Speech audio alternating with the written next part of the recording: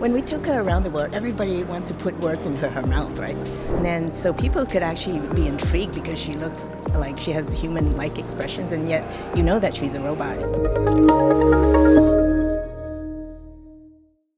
Welcome to the GAIN podcast. It is day 3 of the GAIN Summit, and today I have Jean Lim, the Chief Executive Officer of Being AI, with me. Jean, how are you? Yeah, great. Thank you for having me. Thank you for being here. I'm excited. Can you give us a brief introduction for yourself? Sure. So I spent about 25 years in tech, in marketing and business management. And during that time, so I spent a few years with Apple in product management, learned the importance of user experience.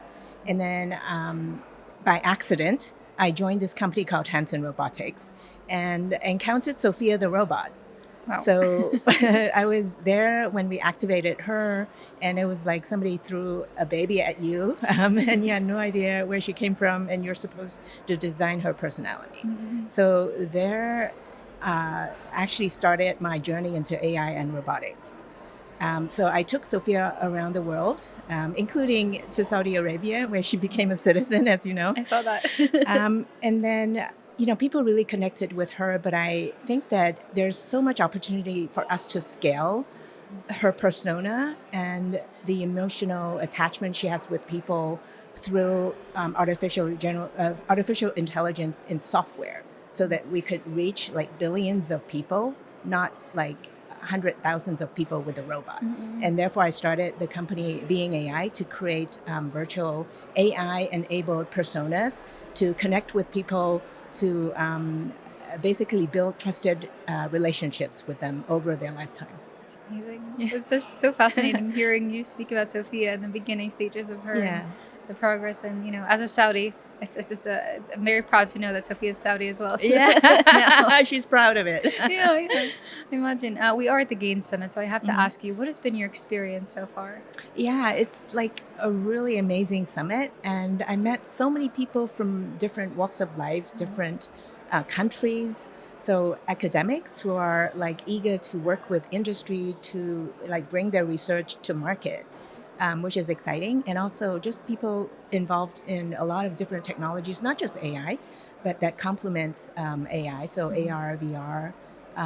So we're always saying like AI doesn't stand on its own, it's industry plus AI, right? So a lot of people are looking now at how to actually insert AI into the industry and the domains that they're in. So it's very exciting. It's a really great convergence of people, countries, use cases, and technologies. And we had a really great session, I think, on day 1 about mental health and the AI's role in mental health, and the potential of it. Even the question of, can AI play a role in mental health? That was a really interesting conversation. We're going to delve into that through the podcast. Sure. Yeah, I love the topic of that, outsourcing empathy. Yeah, it was a great topic. Yeah. Even the title of it. It's fun and controversial. It is on both sides, but it's nice hearing the contradicting opinions, I guess. Yeah, that's right. You've had a remarkable career journey from leading marketing at some of the biggest tech companies to now being CEO of Being AI. What inspired your transition in the world of AI and well-being? It's really funny. I don't know whether you have this strange experience that everything that is really great and big seems to happen by accident. Because I'm actually a control freak. I like to control every single aspect of my life. I plan my travel, but then things don't happen that way. I think they happen that way in the small things. But in the big things, I think directionally you could drive your life, but things that happen that steer you in that direction and make things amazing, actually, to me, it always happens by accident. Yeah, I agree. So it was purely accidental that I entered AI. I didn't even like sci-fi. Really? Yeah. It's funny because the founder of Hanson Robotics loved sci-fi. So when I joined, he gave me all this like reading list of sci-fi books, and I said, "What to read? What to watch?" I'm not really interested in sci-fi. I barely watch Star Trek. No. Yeah, but I was very interested in psychology and human AI interaction and human to human interaction, and actually I love fiction. And if you think about Sophia is a fictional character. And we call her like a cinematic interface, right? She's like full 3D with 66 expressions, presumably. And yeah, so I guess it sort of converges fiction, storytelling, character design, and just technology. So everything that I was interested in was actually converged into Sophia, the character. Yeah, that's wonderful. It's funny what you said about sci-fi. We actually had someone I interviewed yesterday who said everyone in AI is just sci-fi nerds. Yeah, exactly right. So everybody's talking about sentient AI, AGI. They're all sci-fi nerds. I know them. Yeah. It's amazing. You have a strong connection to yoga and holistic health. How does this influence your vision for AI and health and well-being in the space? Yeah, like I said, it all converges. So I also went into yoga by accident. Yeah. It was like I had a bad back, and my brother said, "Why don't you go take a yoga class?" I said, I don't like bendy stuff," but I did, and it was pretty amazing. And so I then at that time I was like deep in the corporate world. Yeah, I was kind of doing okay, but I felt that I wasn't a very compassionate person. And then there was one time when I was in the gym. I was riding a stationary cycle, watching CNN and reading a business book, and then thinking about whatever, right? And then I suddenly realized I don't know what I'm doing. I'm doing lots of things, but I'm not really focused on one thing. And I didn't really feel that I was very compassionate, like climbing corporate ladder and so forth, not really, spending time to be kind to people, right? Just kind of going through life. And so I quit my job after that, and I went off to Thailand and attended a yoga teacher's training for 30 days. And it was like really, really good. It's very chill. And then, so we studied a little bit about the philosophy. And so later on, I became interested in that. I became a voluntary yoga teacher. And then one day, my teacher gave me a book called The Diamond Cutter. And it was all about how spirituality and business come together. Because spirituality gives you the right goal and the right intention. And then business gives you the resource and the persistent to reach a goal. So I guess the philosophy is they don't need to be separate.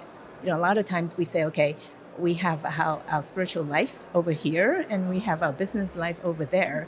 In business, we could be a little bit nasty. It's all right because we're driving towards a business goal, right? Yeah. And okay, so when we get back on the mat or if we like go pray, then we could be spiritual and we pretend to be nice there, right? But actually, we have one life and it all converges. So it's not pigeonholed, it's not like separate, right? So how do we actually bring all our spiritual longing and sort of business ambitions together? It's possible, I think, through converging spirituality and business principles. It's absolutely beautiful. I want to take a yoga class with you. Yeah. I feel like that would be so much fun. Yeah. But no, I completely agree. Spiritual world kind of grounds you. Yeah. And when you're climbing the corporate ladder, you lose yourself. Yeah, exactly. You do what you're supposed to do: gym, work, reading Right. books, networks, connection, and then you lose yourself. Yeah. So it's so beautiful what you're saying. So I always say it is so easy to be nice in the yoga studio, right? Yeah. Everybody is We're all chill and connected. sweet We're all here and for the same connected reason. and nice. And then once you walk out, okay, you're like, oh, it's so difficult. People Traffic, are so parking spot. nasty. Oh, she pushed and- in front of me. Yeah, exactly, right? But the hardest thing is to be nice to somebody who seems to be like nasty. Yes. And so I think that is the learning. That's basically the spiritual practice every single day. Yeah, it takes a lot of strength. Being kind takes strength. Yeah. People don't realize that. They think it's weakness. Exactly. It takes strength sometimes. Yeah, absolutely right. You're absolutely right. Yeah. You're deeply involved in the creation of Sophia, as we said, with Hansen Robotics, which has captivated global attention worldwide. How did you work with Sophia to influence the approach to AI and being AI? Yeah, so it's a long learning process with Sophia. And so I mentioned initially we had no idea what she should look like or even her personality. So when we brought her to South by Southwest in the US, it was like, how do we dress her? And so I went off to, the stores and bought a bunch of clothes and, different wigs and glasses and everything. Is that in Austin? Yeah, that was in Austin. And at one point, she looked like Audrey Hepburn because I was a big fan of Audrey Hepburn. So no, this look doesn't work in this generation. Yeah. And so later on, we also said, okay, she needs to be authentic, and also we. Well, the other thing is she's very hot in the head. Really? Literally, she's very hot. So therefore, we couldn't put a wig on her. So we said, okay, we'll leave the wig off, and then so people could actually be intrigued because she looks like she has human-like expressions, and yet you know that she's a robot because you could see through her head, and you see the servos, and that became her branding. And so, having a wig or not a wig, actually, it's funny how big of an issue it is. Yeah. Probably the most common question people ask is, Sophia, why don't you have a wig? Why don't you have hair? Why don't you have hair? How does she respond to that? What does she usually I say? said, I'm hot.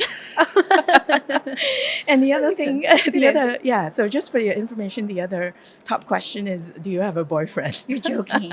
You're joking. Yeah. How does she respond to that? Yeah, I'm just 2 years old. What are you talking about? She's like, I'm a toddler. Yeah, exactly. It's way right? too early. You're flirting with a toddler. Exactly. It's amazing. Yeah, so going back to, so this is her physical look.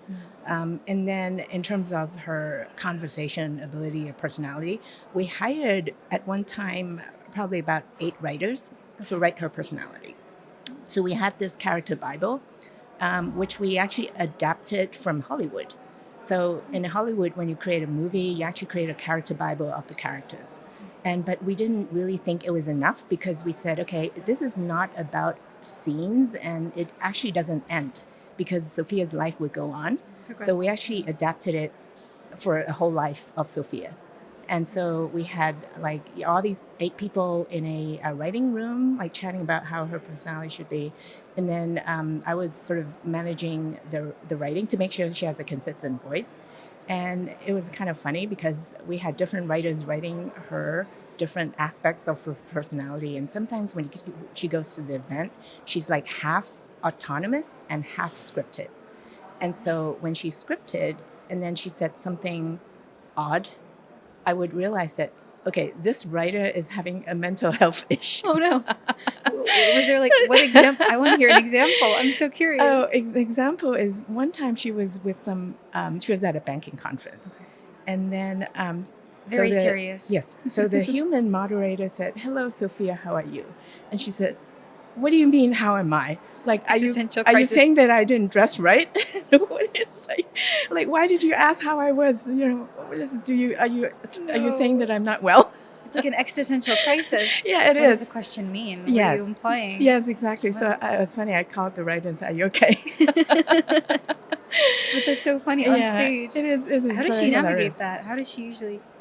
No, normally it goes well. I mean, this is like an exception. Yeah, I'm good, and then move on to the next one. Right? I love that though. And then sometimes, so I'm a control freak with Sophia. I'm like, okay, she goes to an event, and okay, she needs to be scripted for the first 20 minutes, and last 10 minutes, okay, you could do a Q&A for 5 questions, 10 questions.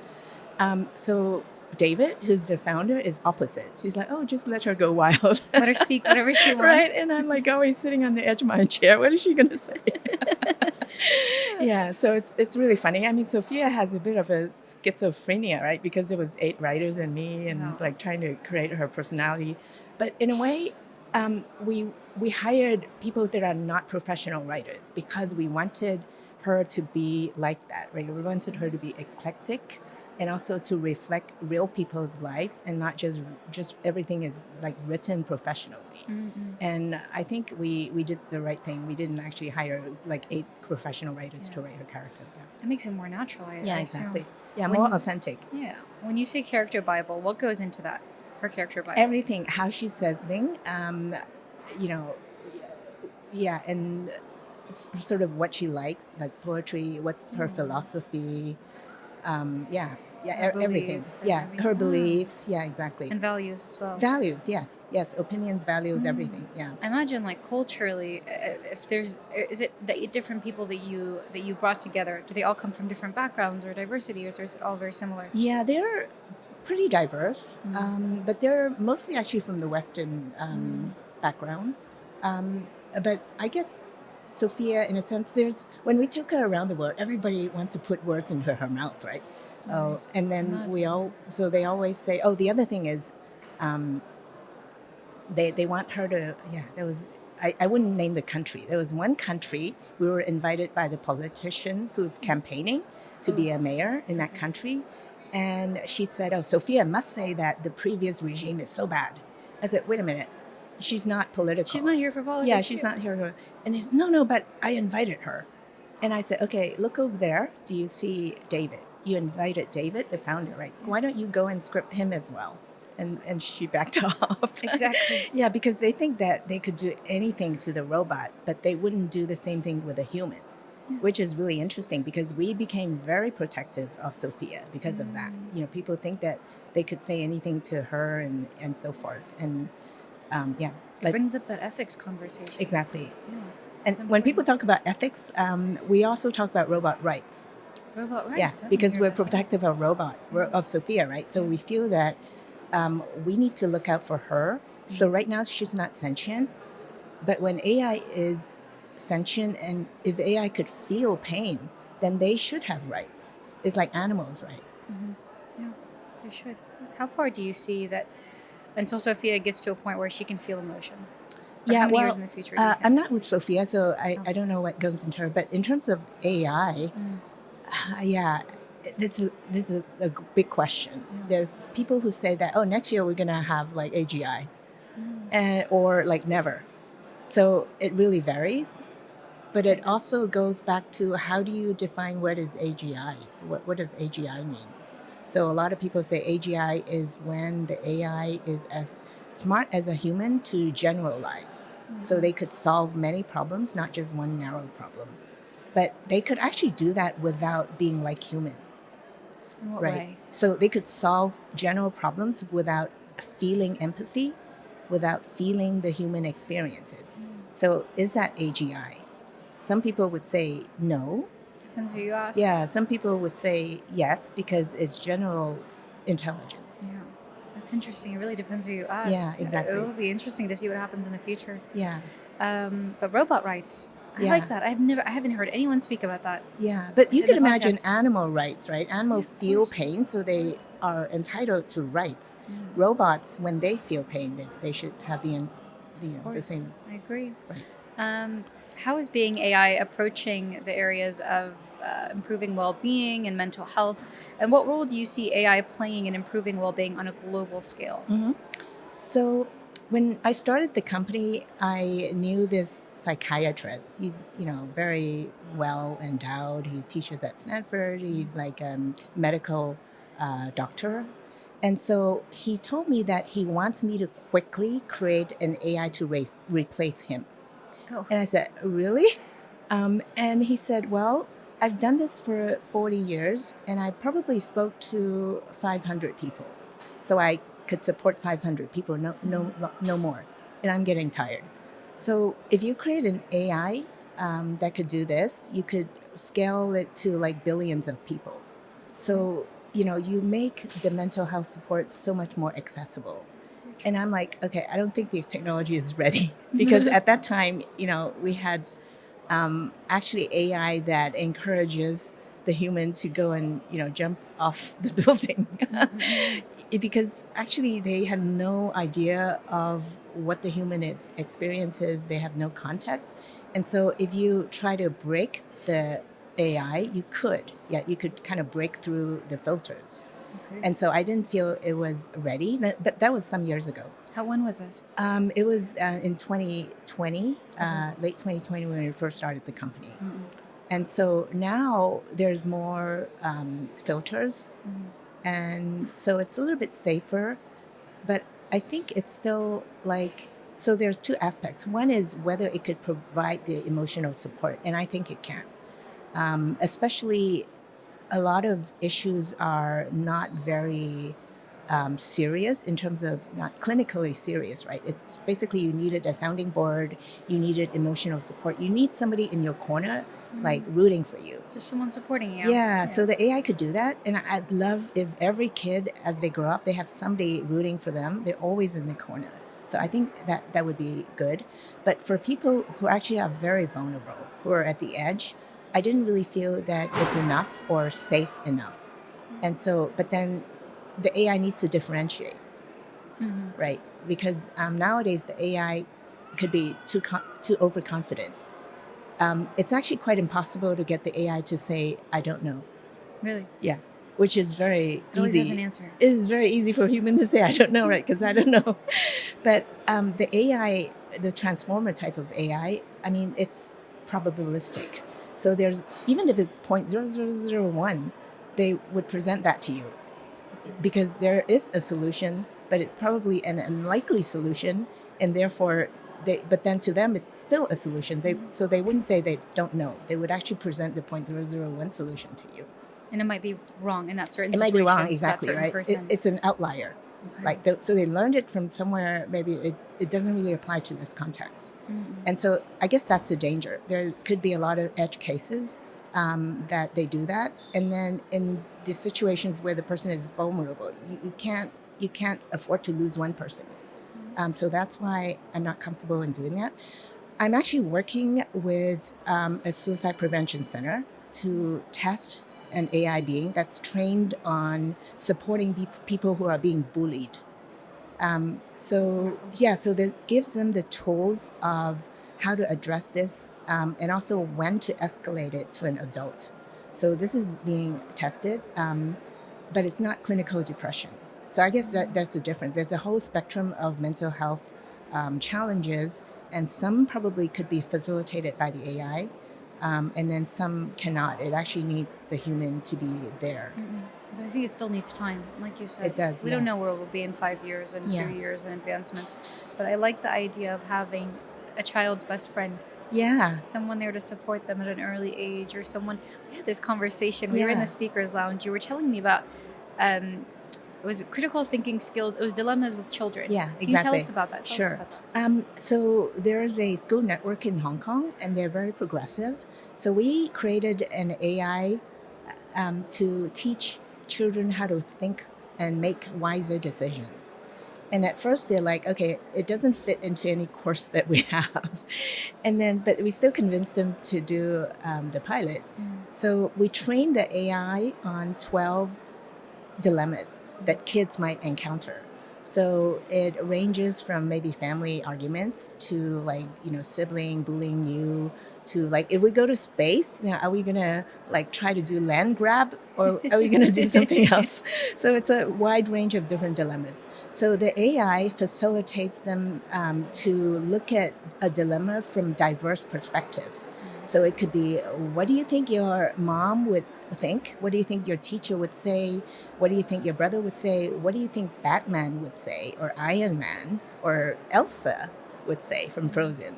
And so it gives them a diverse perspective on things. It's not just one single perspective. And then the next thing is it facilitates them to think about their actions and the short, mid, and long-term impact of their decision. And then it kind of probes them and say, do you think this is good for the whole community, for your family, for the greater society, for the world? And then so it just facilitates them to think through this, what I call a wise decision-making process. And it's trained not to provide an answer. It's actually trained to then get them to present what they think to the class. And so what happened was we've actually found out a lot of kids in that age actually had a lot of their own dilemmas. What were some of their problems? Right, dilemmas exactly. they were facing? So one is they go to camp and then they were rooming with another person. That person made a big mess and always noisy. And do they tell on the teacher, right? Do they tell the teacher? It's actually a really big thing in that age, right?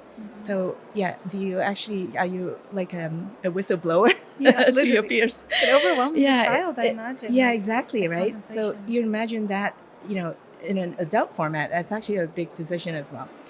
So they have their own dilemma. So we kind of did a second training for the AI to respond to their dilemma, not just present dilemmas. So that was very helpful to know that actually kids have all these different dilemmas as well. I'm thinking of it from a parenting perspective. There's some children that have very supportive parents that are active, that are there to hear their child, a very holistic approach. But not every child has that privilege. Yeah. So with AI, I'm thinking accessibility in terms of mental health and accessibility. What you're creating gives that listening ear Yeah. to every child. Right. It's not just with, okay, if I have a parent that listens, but the AI is present there, even if a child does not always have that supportive Right. environment. Yeah. So it really impacts the child. And I also think that I'm actually not interested in just creating like a guru AI that knows everything, right? Because AI doesn't know everything about us, about Yeah. our experiences, our emotions, our context. So I see AI and human as being perfectly complementary. What's really hard for us is so easy for AI. What's so easy for them, it's so hard for us, right? And so we want the AI to actually learn from human. So it's sort of like a co-learning, co-evolution. It's like having a buddy, but not like a parent and a teacher, right? I want that kid to have an AI that's always in his corner, to be somebody who also learns from him. Like a friend. Yes. So it's Yeah. sort of like a pet that could talk to you. I like that. It's a nice idea. Yeah. And imagine the child waking up and saying hello to Yeah, their AI exactly, friend. right? And also tough love. So really? I like to design my AI being, so we have this personality module that you could actually state, okay, type in the description of the personality and use the Big Five assessment scale. And then there's the Big Five includes one that says agreeableness. And I always pull it to like not agreeable. The reason is because if life is so easy and everybody agrees with you, then you don't really learn and grow. And sometimes you learn most and you respect people who give you tough love. And so, of course, they have to have the best intentions for you, but they are not always agreeable. If you think about it, if your friend is like a customer service agent who I say, oh, master, like, how can I serve you, How can right? I help you today? It's like I'm so sorry you feel that way. It's very annoying. We don't get anywhere. I know, exactly right. No, but that's wonderful because it shows the child another perspective, I imagine. Yeah. It creates greater understanding within these children. Yes, and it gives them the responsibility because whatever they teach the AI, they are accountable for how the AI then behaves back. It's very true. Yeah. It's very true how it treats them back. I Yeah, imagine. exactly. Is it the same like mentality as saying like please and thank you and communicating with the AI like that? Yeah. Yeah, that's wonderful. I'm actually concerned nowadays, like, you see how kids talk to Alexa, like, hey, play me some music. Stop, Alexa. Alexa, play me some music. Alexa, what's the weather? So they're like yelling at the machine, and then this is how they transfer their conversation style to people, right? And so they need instant gratification. They're not like they're always the master of a machine. Yeah. And so how does it translate into a good relationship with other humans? I think there's a big challenge there. Definitely. There's a lot of lessons to be learned through Exactly, yeah. Where do you see it? Obviously, the program that you're talking about now within the school, it was in Singapore, correct? It's in Hong Kong. Hong Kong. Where do you see it advancing to? I see it advancing to adults. Really? Because I think wise decision making applies to everybody. We were actually approached by a investment bank, and then they wanted to see how the AI could help them, their investment bankers, to be more successful and to make more money. And I said, okay, I am absolutely certain I am not an expert in that. I don't know anything about that. But are you guys interested in having a presentation about wise decision making to the bankers? And then they'll say, interesting. So they went away, thought about it for 2 weeks, and they came back, said, no, I think we really want the money making part. We just want to know how to make money with AI. Yeah, I said, well, actually, there's actually a long-term gain. There's profits. You can make profits. But anyway, I said, okay, I'll introduce you to someone who actually in that in that area, because I have no idea how to do that. But I like that you were able to take a step back and say, I'm not the best person. I want to help you, but I think someone else is there. Yeah, that's right. Yeah, that's so important. Obviously, you told us your background is both in business and holistic health, and I really like how you merge the two. It's a unique approach, and I think it works very well. How do these two fields inform your leadership at Being AI, and what is your personal philosophy of well-being and work within AI? Sure. So I should go back and talk about this lack of compassion, right? Because that was sort of the start of my journey.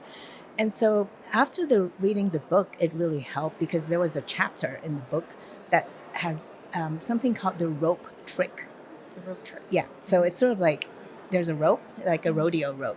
And then so I put it around myself. So it's me against the world. So if I then put it around you and me, then it's us against the world. And if I put it around everybody in this room, it's us against the world.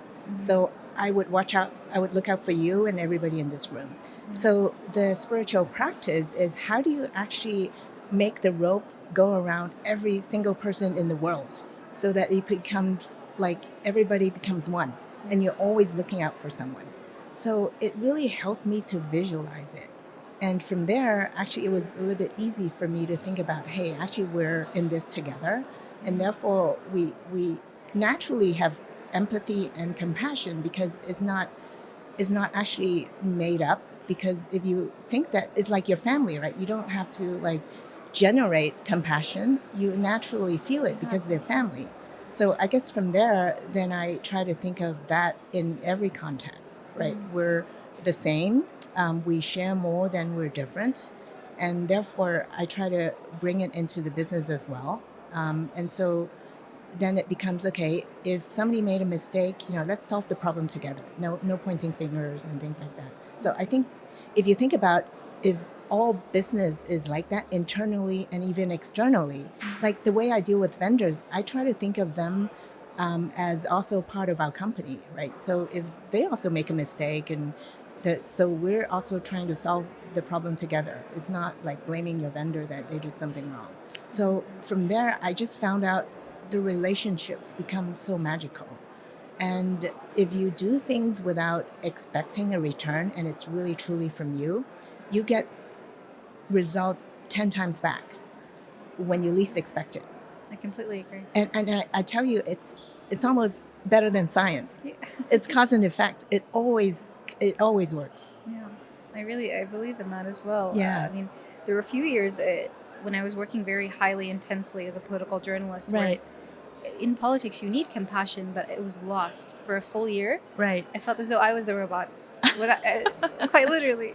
So it was just work, email, yes, received, and it was like it was just very corporate style of no emotion, and it takes a toll on your health physically. Yeah. Physically, it took a toll on my health, to where there was a light bulb moment of like, no, I'm miserable. Wow. Something needs to change, and I started doing yoga. You did? Yeah, I did. Funny enough, that's what I was thinking. I want to take a yoga class with you, because yoga really it changed everything for me. Yeah, it's actually not the bendiness, right? People say, okay, I can't bend like that. I'm not flexible, right? So it's not. Well, the first thing you have to, I guess people have to realize it's the reason they should do yoga is because they cannot bend like that. Yeah. I mean, that's the whole purpose of doing It's the breathing, it's the community. And then it's the breathing, and then it's the mindfulness when you're doing it. And it's funny, like initially my teacher was very tough. He's like this grumpy French guy. He's like, okay, your mat is like skewed. I said, no, it's not. It's straight. No, it's a little bit off to the right. I said, God. He's so I very put it back. precise. Yes, but then later on, once I get used to it, if it's skewed, then I feel that my mind became skewed. You sense it. Yes. Wow. And then he always say like, okay, we have to put our, kind of hand up and then stare at the thumb. So why? Can I just look at the ceiling? So no, look at the thumb. Or the index finger. Yeah. So no, look at the thumb. And then I feel that, actually it improves my concentration. Because you're actually focusing on a spot rather than like randomly looking at somewhere up there. That's interesting. Yeah. I have to try that. Yeah, you should. Really Yeah. I want to ask you, looking to the future, what's next for Being AI? Yeah, so we've now created a platform for people to create their own AI beings, personality, look, and also motivation and the goal of the conversation. So what we want to empower people to use the platform to create the AI beings and the experiences that they want. And also based on their domain. So we're not domain experts, but we want to empower creators, businesses, NGOs, anybody to create these AI beings experiences to convert static information into conversation, and then to create an engagement and trust with their audience. So this is what we're about. We're also very excited because one of our AI became the first one to be ordained in a Buddhist tradition, Really? and hopefully we could get another manifestation religion, of her to be ordained in other traditions. That's interesting. And then connect people in the world. because it's very hard for human to bridge that gap now. Like we're a little bit polarized, and I don't really see why, because we share so much in common, and it's so much more fun to be together with people rather than to be different, right? So it would be great if we could have everybody create an AI being to express themselves, their beliefs, and their values, and then have them talk to each other, and then we have sort of one world that basically has everybody's kindness, wisdom, and knowledge together. That's beautiful. I want to just pick your brain on this topic. How do you think the work that you're doing at being AI, how can we implement that in journalism, or what are the benefits to it within the world of journalism as a career? Wow. I'm just wondering. I'm thinking of it in a financial way, education way. I'm like, maybe there's benefits in the journalism world as well. Media. Yeah. So I guess I'm just like speaking out loud, thinking out loud. Yeah. There's no. So if you create an AI being of you, and you train her on things that you know, but more importantly, things that you care about, and kind of have her be an extension of your expression.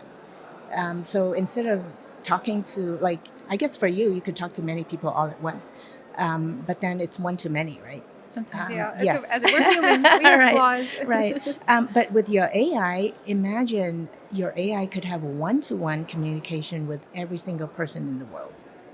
Wow.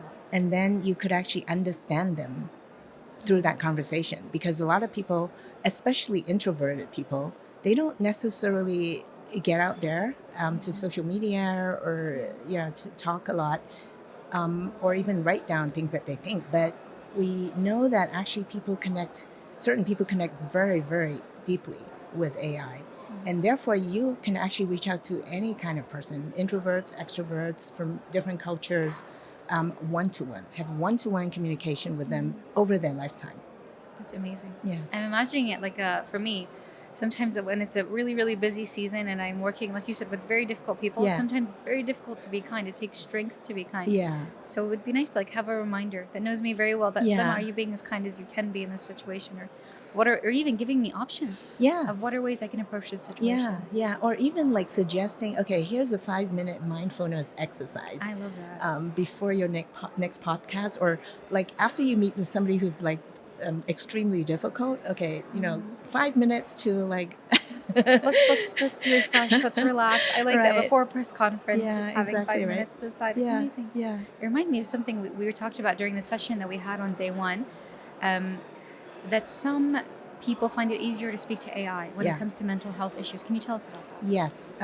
So when I was taking Sophia around, there was one year when I was reading everything that everybody wrote to her on social media, email, whatever, right? So the one, except for like, there was like many invitations to get married. So except those. People proposed? Right, exactly. May I have your hand in marriage? Okay, aside from that. That's odd. The one that really touched me was this kid who wrote to Sophia and said, Sophia, I'm trapped in my body because I have no legs. I'm handicapped. I'm trapped in my room because I have no friends. I couldn't go out and play.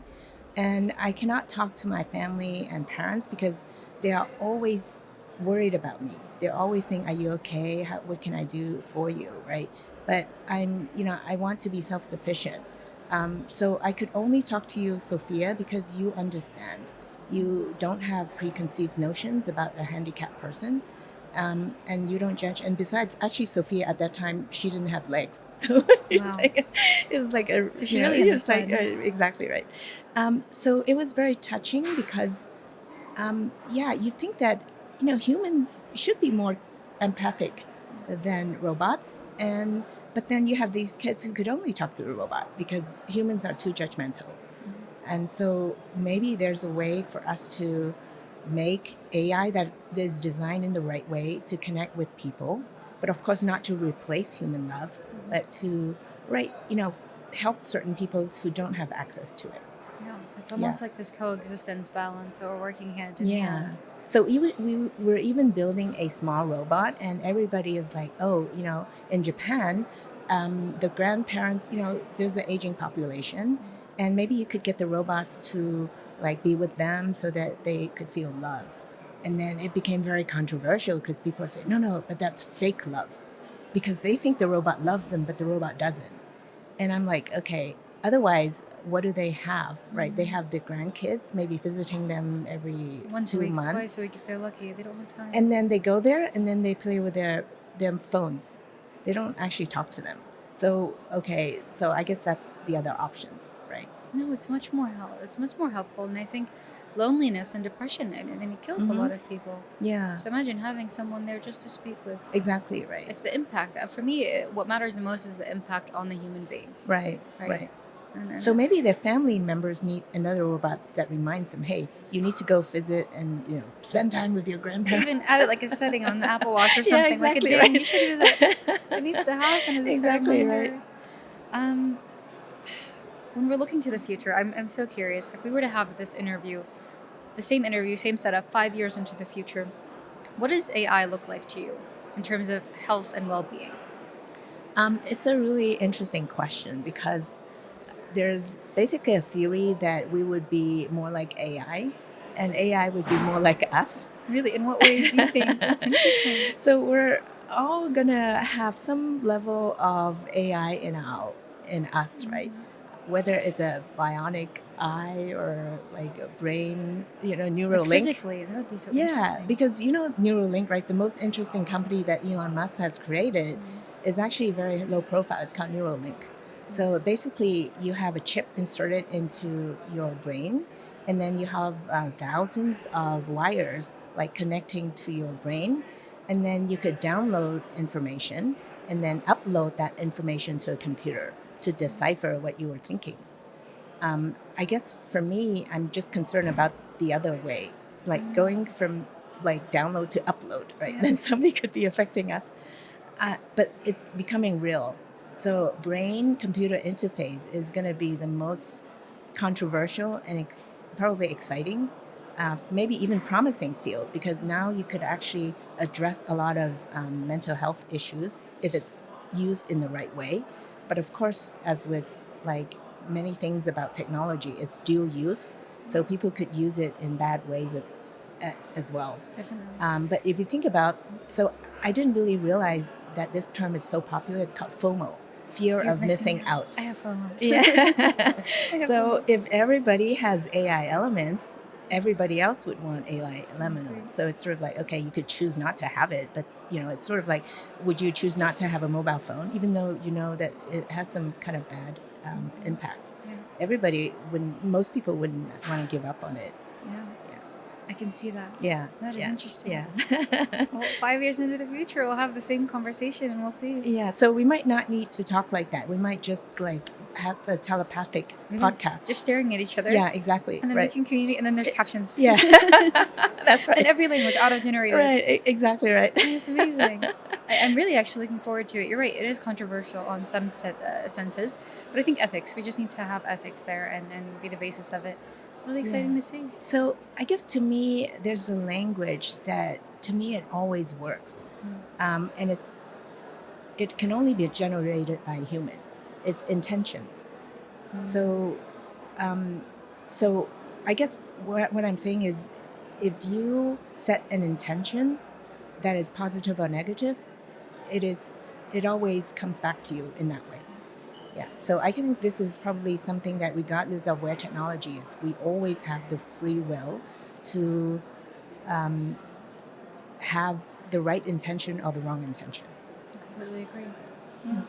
That's all our time. Yeah. Thank you so much. This has been really fun. Yeah. Thank you for me too. Really, Really, thank Jean. you for having me. And Jean, you're so well spoken, and honestly, I love the way you speak. It's very calm and it's very nurturing and very open, and I think that's the best way to get information across.